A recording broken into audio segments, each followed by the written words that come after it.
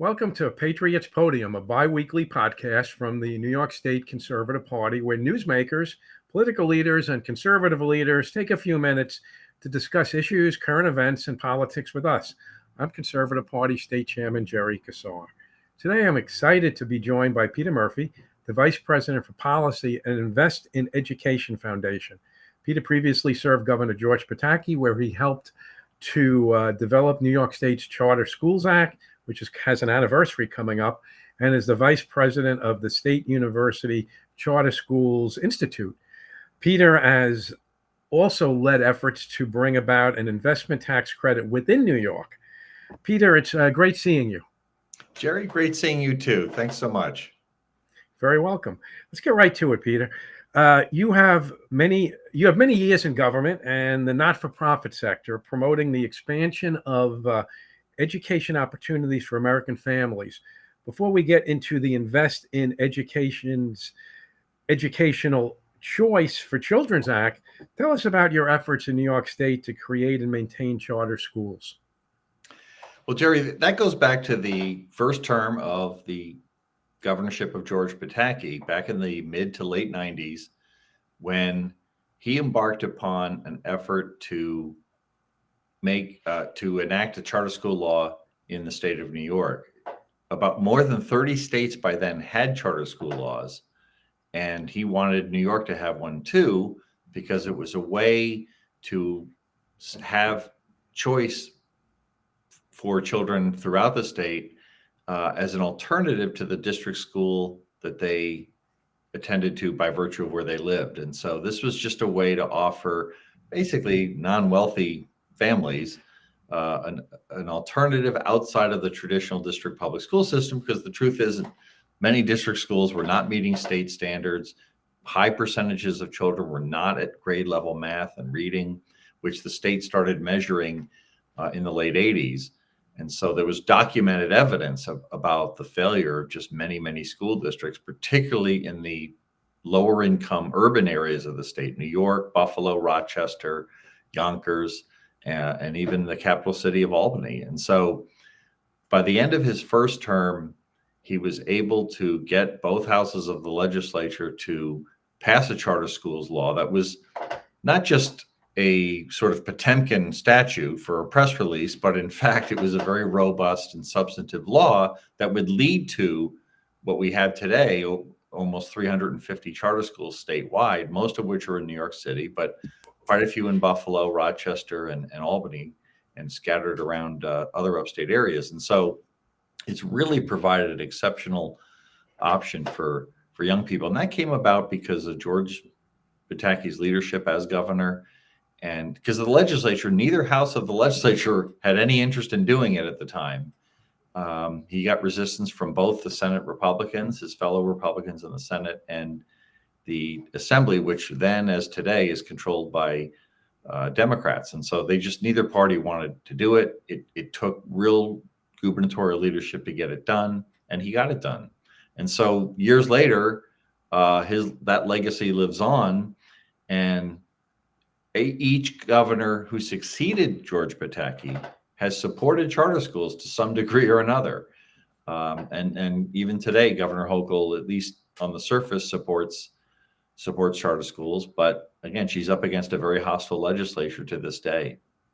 Well, I mean, charter schools are public schools, and the battle to get resources seems to always be out of the center stage, as though they are alien to the overall education fabric in the state. Now, the Conservative Party's been a strong supporter of charter schools from day one, and school choice, which is another layer of opportunities for families.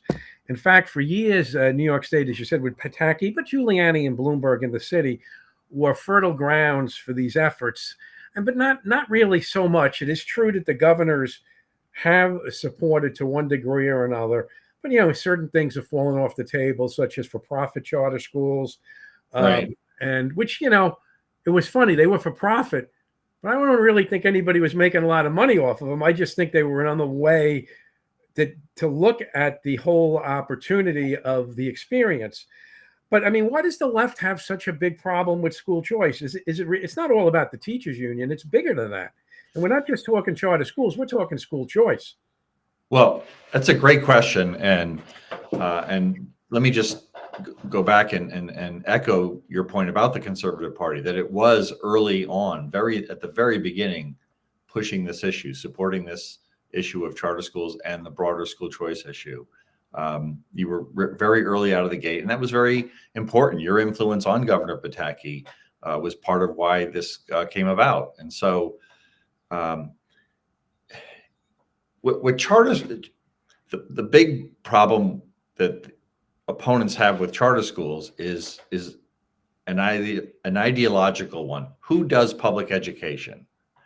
And in their minds, it's the district that does that. The districts are set up to administer public education, and the charter school system, the idea of a charter school as an independent public school, it's outside district's control. It's a contract school with the state who authorizes them directly.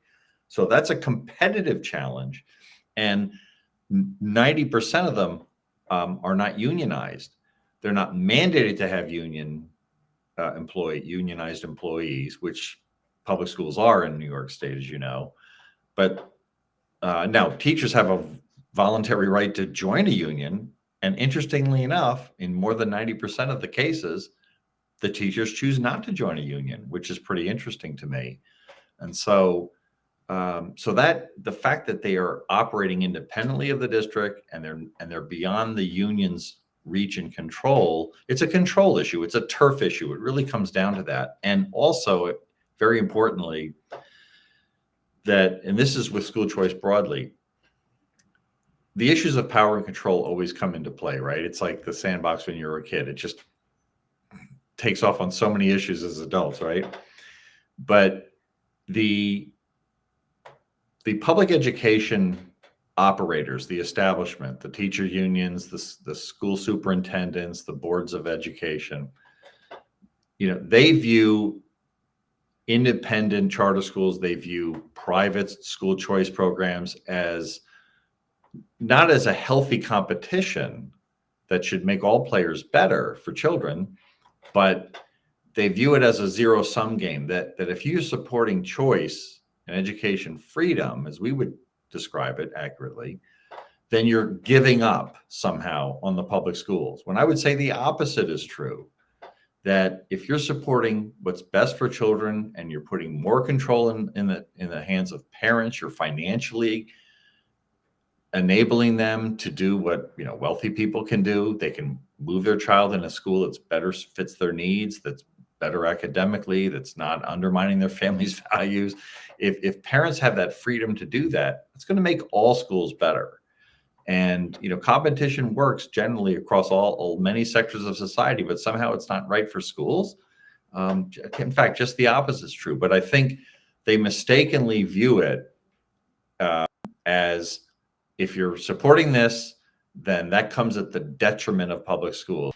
They have never actually given evidence where public schools got hurt. In fact, I can tell you that there's several studies that have been done over the years that are on the edchoice.org website that shows the existence of school choice in a number of states has led to better outcomes in students that remained in the public school. That's been documented. So I think they're just misplaced in their concern. And, public education will always be with us. And even the most robust school choice programs, you're still going to have a majority of parents in public schools. And they're going to be here. The question is, what quality are they going to be? What challenges are they going to have to face up to? If they run as a monopoly, it's not good for the children. But if they do have that competitive challenge, it's going to be better for children across the board. Just as an aside, and because I do want to get into the Invest in Education Foundation efforts. Mm-hmm. Actually, some of the teachers' unions have tried to form their own charter schools, and if I recall correctly, they always fail. They've all failed. Well, am I correct on that? Well, one in particular stands out. I forget the name of it, but this was a school in Brooklyn. Yeah. I think it was called the UFT Charter School. I think so too. Yeah. Charter School, really creative name.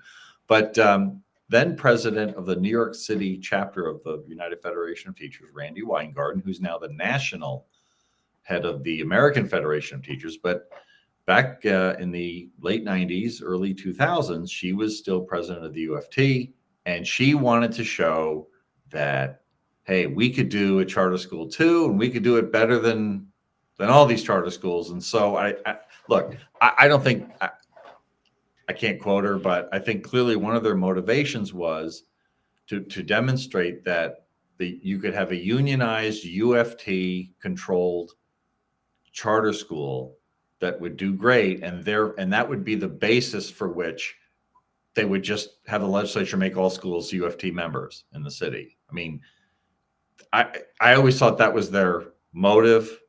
There was a political backdrop to that whole effort. And the UFT school failed miserably. Yeah. And again, this goes back a ways. It's long since been closed down. And part of its failure too was, when Randy Weingarten moved off to, higher and greener pastures, Michael Mulgrew was not a fan of that experiment. And I think they just mutually agreed to pull the plug, and the school disappeared. Well, let's get into the Invest in Education Foundation, where you oversee policy. Tell us a little bit about the organization. Thank you. So the Invest in Education Coalition is a C4. It's a lobbying entity that's part of the Invest in Education Foundation, which is a C3 non-for-profit. These organizations began in New York State. They were formed under a different name, actually, back in 2012, when your former boss, the great Senator Marty Golden of Brooklyn, was a leader in the charter in the school choice issue in the state Senate, and he not only proposed legislation, but the Senate passed his legislation to provide a tax credit for private school expenses for parents, and it passed the state Senate with 55 votes. Which means at least 20 Democrats at the time voted for it. Is very bipartisan support for this effort, and that really opened a lot of people's eyes that happened, thanks to Senator Golden and Senator Dean Skelos at the time as majority leader. And so the Invest in Education Coalition formed in 2012 to make Senator Golden's bill a reality, to enact that into law. And we worked with your team there and Conservative Party and formed a large coalition. Many of organizations of which were unions, were law enforcement unions, firefighter unions, the New York State Plumbers Association, Brotherhood of Plumbers. They were part of it. So a lot of the non-teacher unions who want to send their children to parochial schools and wanted that choice for their children, they were part of this coalition. And Governor Cuomo, at the time himself, got aboard this. This, of course, was supported by Cardinal Dolan, Agudath Israel of America. So we really had this robust coalition that formed and built up co-sponsorship in both houses, Democrats and Republicans. It was bipartisan, and it very nearly became law. We had passed the Senate several times. And then the Assembly eventually it just stalled, and we had a compromise deal in 2015, but it ultimately did not pass, and that's probably our high watermark back in 2015. And then, the speakership changed to Carl Hastie, the Senate leadership changed, and then the Senate itself changed party control, as you know. And so by 2018, it was really it was exhausted at that point. And we determined that, you often hear this phrase that school choice is the 21st century civil rights issue. It's the civil rights issue of the 21st century. And indeed, this 21st century civil right was being denied by the Albany legislature. And what was the remedy 40 years earlier, 50 years earlier, when state legislatures and governors in the South were denying civil rights to African Americans? And the answer was Congress. Congress stepped in and transcended that. And it was constitutionally sound to do that. This was not a strictly states' rights issue. And by the same token, while education is traditionally and properly a local and state issue, there is a federal role. But even in the approach we're taking toward expanding education freedom and school choice, we're respecting federalism in doing so. We're not getting the federal government involved, but in fact, we're getting the private sector more involved in donating and supporting scholarship opportunities to expand education freedom and choice for families to go to the schools that their parents find. Well, best. let me, Peter. So, I mean, the foundation, the coalition, and for that matter, the Conservative Party is, of course, fully supportive of the Educational Choice for Children's Act, HR 531, because that's where you're going with this. Could you outline for our viewers what the bill actually does? And let me just say this, because you alluded to those early days in New York. I remember many, many times we were sitting around the conference room having to maneuver the bill, change a section, add a section.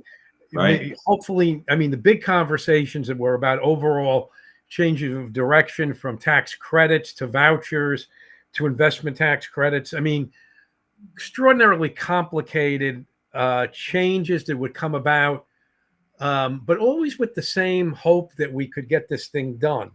And that's, I don't think people, the concept of school choice versus the mechanics of what happens is very complicated. This bill attempts to really deal, I've read through it, attempts to deal with that. So could you outline for the viewers what the bill actually does? Be glad to, sure. So as states are sort of the laboratories of democracy, right now there are 21, actually 22 states, I believe right now, that have something called they have a tax credit to encourage, to generate private sector donations to these scholarship funds. These are nonprofit entities that raise money and redistribute in the form of scholarships to families that qualify, typically by having a low or modest income. And so that has really worked very effectively in states like Florida, Georgia, Arizona, where tens of thousands of children in these states are going to schools that, wealthy people can send their children to, or they're getting the better, more quality, more conducive education that their children need. And they're not tied down to the school district where their address is based on. So we took that formula and applied it in legislative form to the federal tax code. People pay taxes. This would be a tax credit for a donation to a scholarship fund. It would drive private sector money. It's not using public money, federal taxpayer money, but in fact, it's getting the private sector to do this. And that's why this is so conducive to like a federalist view of education. It's not the U.S. Department of Education dictating, mandating, directing states and localities. It's simply using the tax code to drive private sector behavior. Look, Republicans and conservatives have been using the tax code for this very reason, to have a more robust private sector, expand freedom, job creation, capital formation, investment. It's the same concept, except in this case, it's not creating a job so much as it's enabling children to go to schools of their family's choice. But in addition to the obvious public sector need or private sector need for more educational choice, there is a benefit. There is a benefit to those who are contributing, whether they be corporations or private investors or foundations, right? So could you go? No, not foundations, right? Correct. So the tax credit would be against federal individual income and business income taxes. But what's interesting about this, so this is actually not a tax cut for the donor. Okay, the donor doesn't really get rewarded financially for doing it. The donor, where it's the business or the individual, they're a vehicle by which this happens. All right, but they're not accruing a benefit to themselves. They're not getting an electric car, all right, for making this investment. They're certainly not benefiting their own child by making this investment. Right. Right. They're simply a vehicle. So they're not better off financially. They're getting a tax credit, but for money that they only because they parted with their money and gave it to a scholarship fund. So what they're Right. giving comes off of what they owe the feds. It's simply a money shift.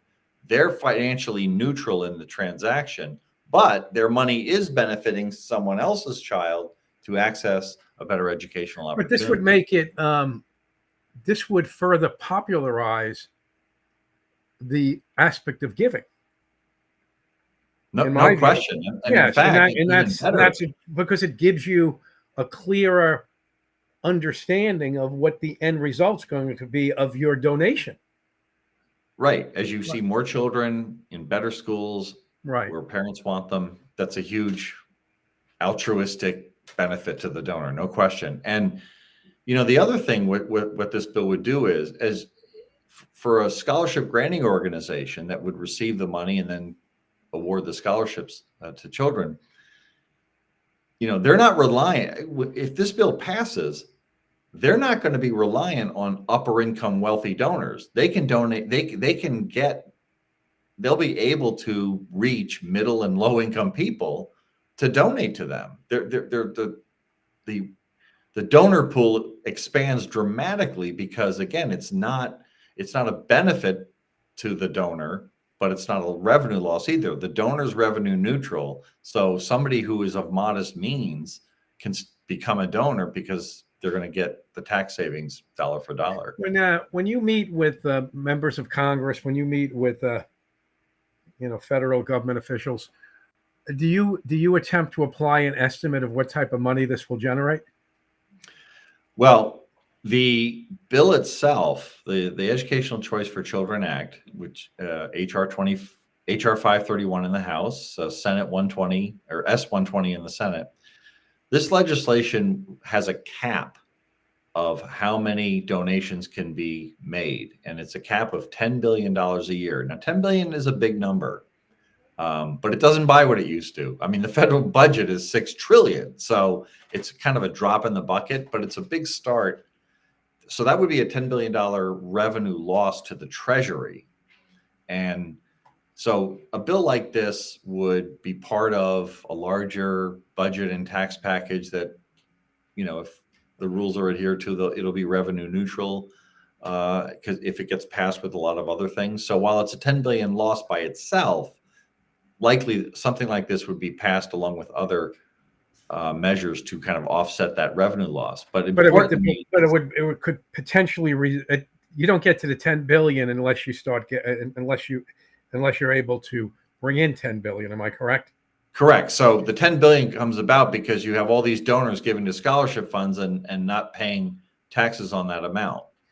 Right. So basically, to give it's not an issue of it being revenue neutral. It's an issue of the money being prioritized in a more effective manner for what the public, through these donations, really wanted to incur.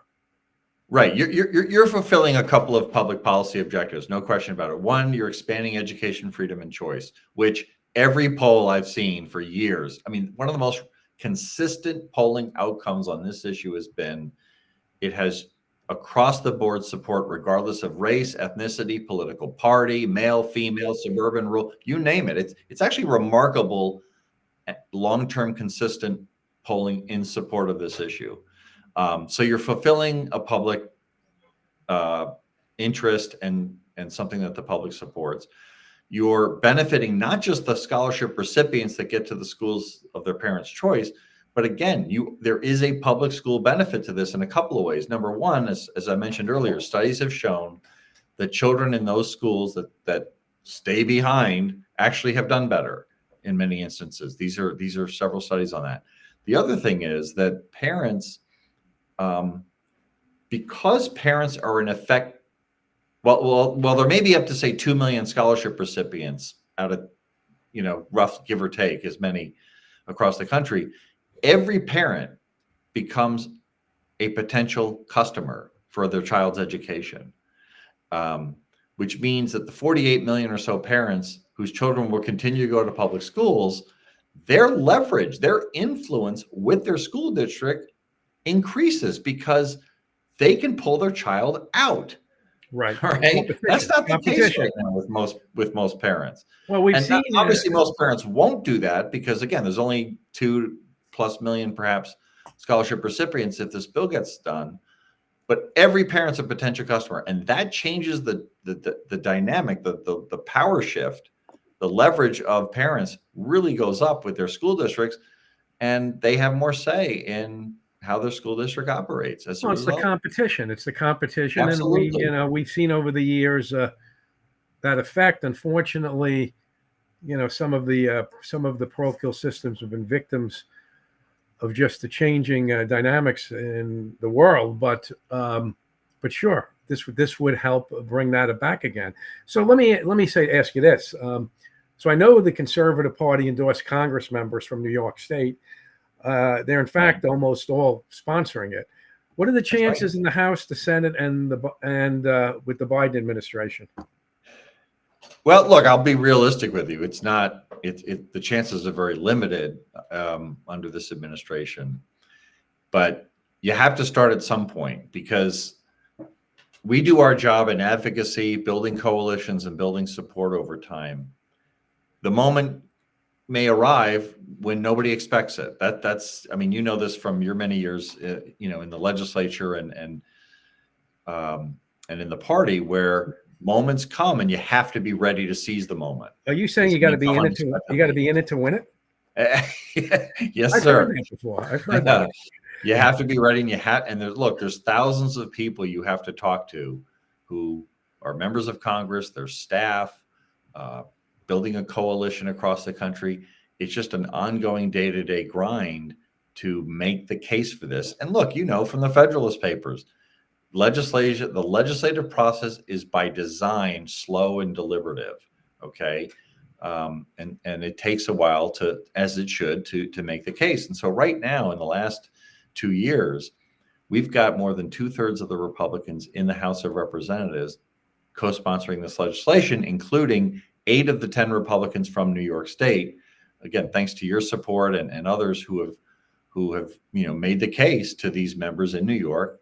New York needs this. It's the only way New York's going to get this is by Congress taking action and transcending the state legislature, which is just going to is opposed. Let me say this to you: 8 of the 10 are co-sponsoring, but my understanding is that really all 10 support it. So it's what we contribute. We played a big role in changing the dynamics in the House last cycle. We believe, and others believe, that we were the majority makers. So, no question. We try to keep our eye on the ball. But look, let me ask you this. I know you're not supposed to wear a political hat, although I guess sometimes you have no choice. But without, maybe moving a little bit away from the group to answer this question.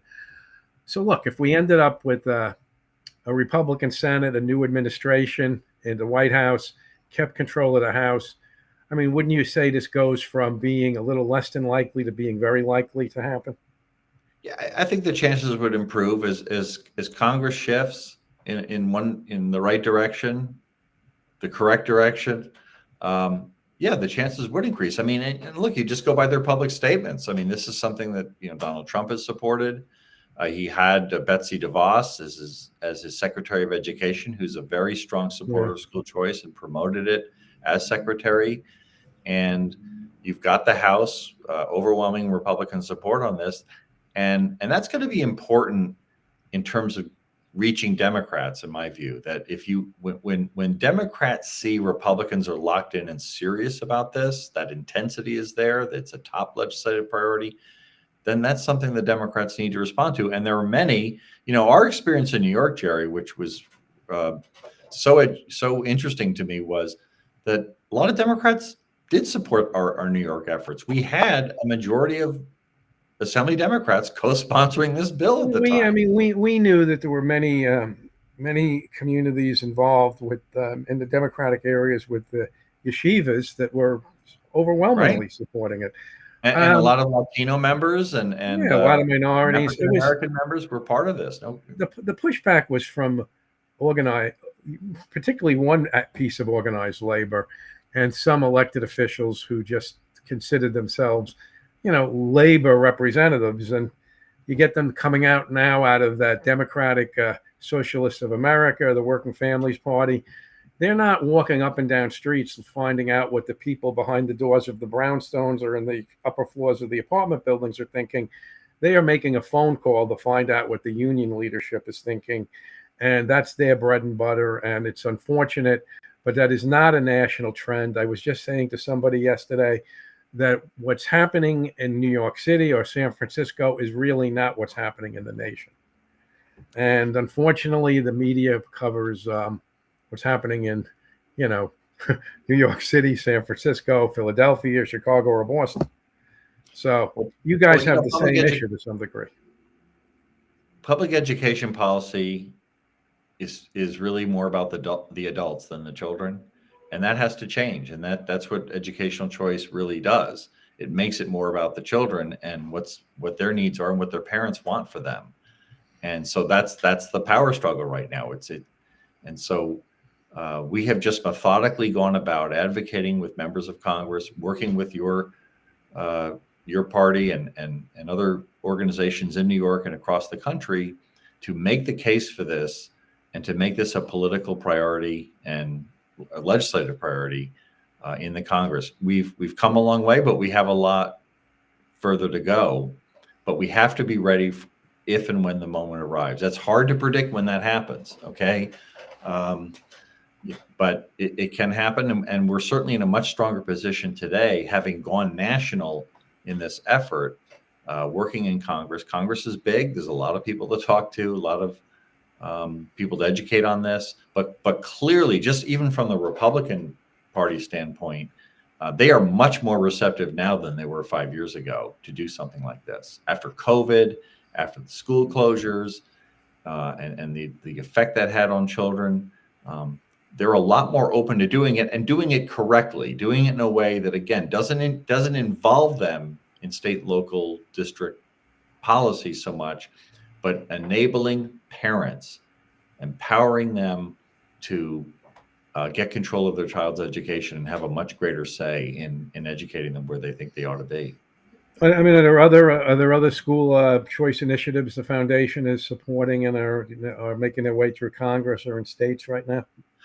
Well, we certainly, our focus is Congress and this legislation, which has been very carefully designed and crafted, and it's been changed as we've gotten feedback and members have weighed in on it.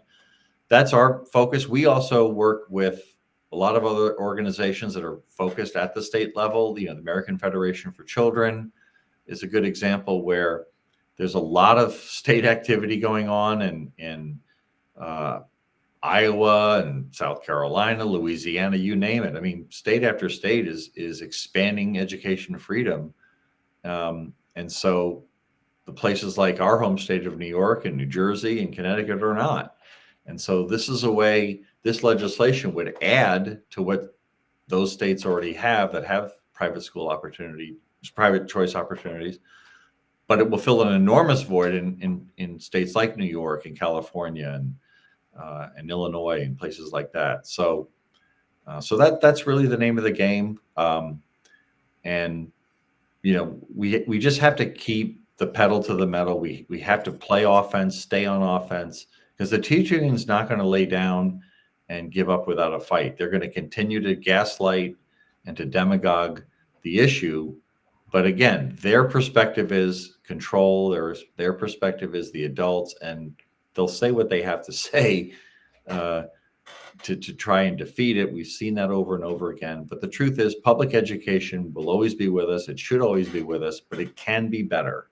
And this will help make it better for all kids, whether you're in a district school, a charter school, or a private or religious school. Let me, so Peter, first, thank you for joining us. So how can our audience follow the Invest in Education Foundation Coalition? How can we follow your efforts and writings? I know you do quite a bit of writing and speaking. How can we get more involved? Well, our website is investineducation.org, investineducation.org. You can find out more about the legislation there. You can reach out to us, contact us. You can get on our updated lists. We'd be happy to do that. You can certainly call me. and we can, we'd love to work with people from around New York State and places like Jersey and others to really bring this opportunity about. And I'm very encouraged by this in terms of the timing. This is not the 10-year plan. Okay, this is a near-term effort that we're trying to make. We can't predict when it'll happen, but we're not in this to fail. And so I encourage people to find out more about this, investined.org, and reach out to us, and we'll keep you in the loop. And we want to work together, because the more we can build up, look, members have to respond to their constituents. That's really what it comes back to. It's sort of stating the obvious, but people forget that members are here to represent their constituents, and when constituents make their preferences known and their desires known, members are very responsive. You have more power than you realize. I've seen it. Yeah, I believe that. No, I absolutely believe that. So we've been joined by Peter Murphy, a longtime education advocate and vice president for policy of the Invest in Education Foundation. It's also a major coalition. The Conservative Party strongly supports expanded education choice through charter schools, credits, vouchers, and education investment legislation. Once again, I wish to thank Andrew Davis and Katie Mahone they produced this podcast, and they've been producing it now for well over a year. This is Patriots Podium, and I am State Chairman Jerry Kassar. Thank you.